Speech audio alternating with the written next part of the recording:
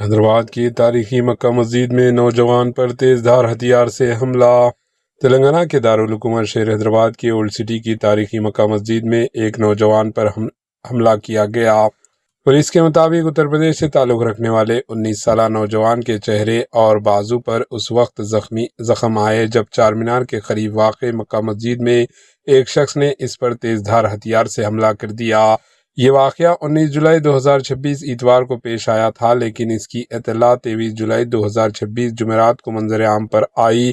Police نے ملزم کی شناخت 55 سالہ سراج کے طور پر کی ہے۔ چار مینار پولیس نے اسے 24 گھنٹوں کے اندر گرفتار کر کے عدالتی تحویل میں دے دیا۔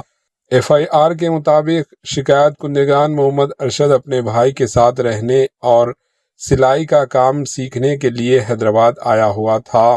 اس پر حملہ کیا گیا۔ Bureau report, AHN news.